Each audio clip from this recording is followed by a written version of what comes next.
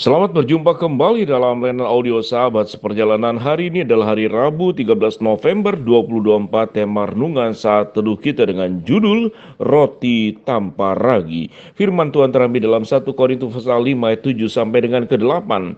Buanglah ragi yang lama itu supaya kamu menjadi adonan yang baru, sebab kamu memang tidak beragi, sebab anak domba Paskah kita juga telah disembelih, yaitu Kristus. Karena itu marilah kita berpesta bukan dengan ragi yang lama, bukan pula dengan ragi keburukan dan kejahatan, tetapi dengan roti yang tidak beragi, yaitu kemurnian dan kebenaran. Marilah kita berdoa. Bapa yang di dalam sorga, biarlah hidup kami sesungguh dalam sebuah kehidupan yang ke dalam kemurnian, dalam kebenaran, tidak tercampur oleh berbagai macam dosa, kesalahan, kejahatan, dan keburukan. Dalam nama Tuhan Yesus kami berdoa, amin. Shalom sahabat seperjalanan yang dikasihi Tuhan. Bagi bangsa orang Israel, roti tidak beragi adalah sesuatu yang sangat biasa bagi kehidupan mereka. Orang Yahudi menyebutnya roti tidak beragi itu sebagai matzhoh, yaitu campuran tepung gandum dengan air yang dipipihkan kemudian itu dipanggang. Mengapa ragi itu dilambangkan sebagai sesuatu yang buruk? Karena ragi dilambangkan sebagai dosa yang bisa menyebar. Lalu dikatakan sehingga gambaran tentang roti yang tidak beragi itu adalah roti yang tanpa adanya pengembangan. Karena fungsi ragi kita sudah tahu dengan jelas adalah konversi dari pati menjadi gula, kemudian ada unsur alkoholnya, kemudian menghasilkan gas karbon yang terperangkap dalam adonan, kemudian yang menyebabkan adonan itu berkembang. Jadi itu fungsi daripada ragi, dan ragi dilambangkan dalam firman Allah sebagai sesuatu yang berdosa. Oleh sebab itu firman Tuhan berkata pada ayat yang ke-7, buanglah ragi yang lama itu supaya kamu menjadi adonan yang baru, sebab kamu memang tidak beragi. Sebab anak domba Paskah kita juga telah disembelih, yaitu Kristus. Jadi Kristus sebagai anak domba Paskah yang disembelih, yang membuat ragi itu terpisah dari diri kita, sehingga kehidupan kita itu tidak ada raginya. Ragi dalam artian dosa. Dan itu ditekankan pada ayat yang ke-8.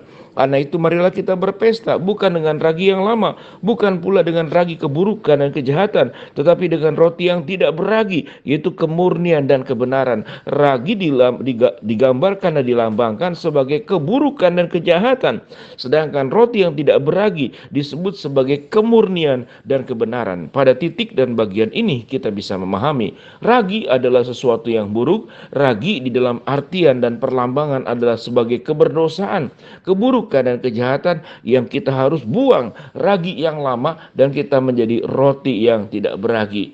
Tentu bukan berarti ini adalah sebuah ungkapkan sebagai bentuk kenyataan sementara kita tiap-tiap hari tatkala makan roti itu roti yang beragi. Tapi di dalam arti bahwa ragi itu sifatnya itu mengembangkan. Ragi itu juga kemudian memperangkap gas karbon yang membuat itu roti itu berkembang sedemikian rupa. Bila kita menjadi roti yang tidak beragi, apa ragi dalam kehidupan kita? Apa keburukan dalam kehidupan kita? Apa kejahatan dalam kehidupan kita? Itu banyak sekali yang kita lihat di dalam Alkitab. Kalau kita baca kepada ayat-ayat yang berikut, di dalam ayat yang pertama sampai ayat yang ke-6 itu dikatakan dosa dalam jemaat. Memang orang mendengar bahwa ada percabulan di antara kamu, yang percabulan begitu rupa seperti yang tidak terdapat sekalipun di antara bangsa-bangsa yang tidak mengenal Allah, yaitu bahwa ada orang yang hidup dengan istri ayahnya. Sekalipun demikian kamu sombong. Tidaklah patut kamu berduka cita dan menjauhkan orang yang melakukan hal dari tengah-tengah kamu.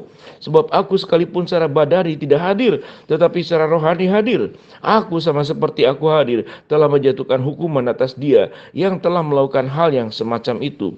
Bila manakah kita berkumpul dalam roh, kamu bersama-sama dengan aku, dengan kuasa Yesus Tuhan kita. Orang itu harus kita serahkan di dalam nama Tuhan Yesus kepada iblis, sehingga binasa tubuhnya agar rohnya diselamatkan pada hari Tuhan. Kemegahanmu tidak baik.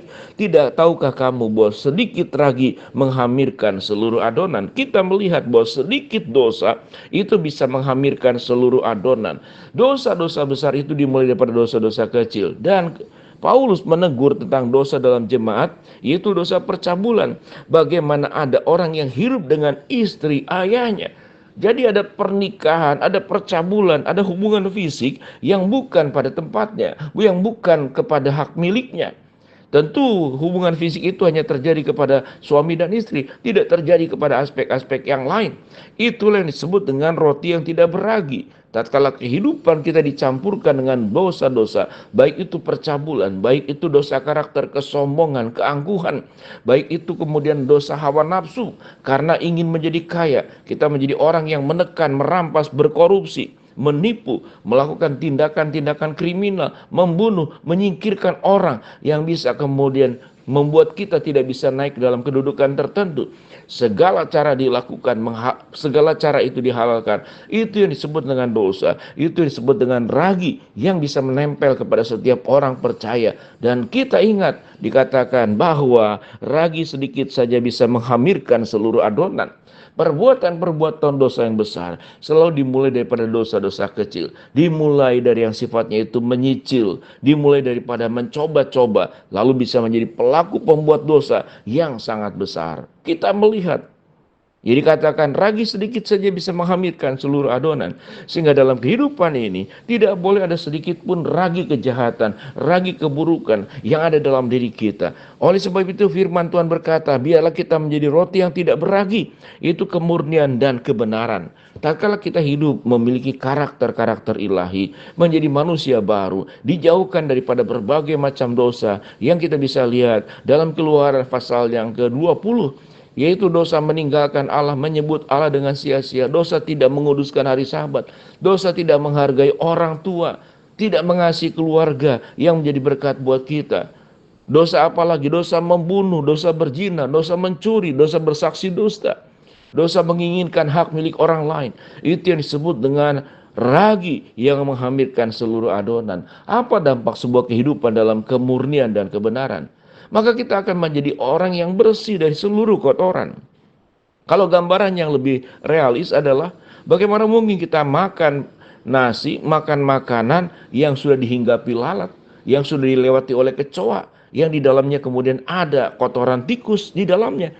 Walaupun kita sangat lapar, kita akan buang makanan itu. Kita akan cari makanan yang sehat. Mungkin makanan itu kurang enak, tapi makan itu sehat, tidak mengandung bibit penyakit. Karena yang namanya virus, yang namanya bakteri, dia terkena kepada bagian tertentu, dia akan menyebar kemana-mana. Demikian juga di dalam dosa.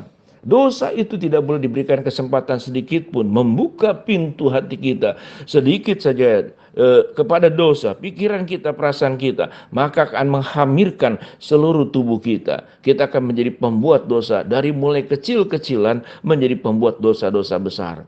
Biarlah kita punya sensitivitas, kita tidak akan membiarkan ragi kehidupan, dosa kehidupan itu masuk ke dalam diri kita. Tidak ada istilah coba-coba, tidak ada istilah sedikit saja tidak apa-apa. Saya bukan pendosa besar, saya hanya pendosa pengutil, pendosa eceran. Tidak ada yang namanya pendosa eceran atau kemudian pendosa yang sifatnya itu dalam bentuk jumlah besar. Dosa tetap dosa. Sedikit saja kemudian ragi akan menghamirkan seluruh adonan. Biarlah hidup kita menjadi roti yang tidak beragi. Hidup lama kita dibuang. Kita menjadi orang yang mengalami sebuah kehidupan baru di dalam Kristus. Mari kita berdoa. Bapa dalam surga, terima kasih buat kebenaran firman yang kami pelajari. Hamba mau berdoa buat sahabat seperjalanan yang sakit, Tuhan jamah sembuhkan. Sahabat seperjalanan yang sedang menghadapi masalah, Tuhan bukakan jalan. Sahabat seperjalanan yang sedang berdoa mengharapkan sesuatu, Tuhan kabulkan dengan cara dan waktunya Tuhan. Di dalam nama Tuhan Yesus kami berdoa, jadikan kami sebagai roti yang tidak beragi. Amin.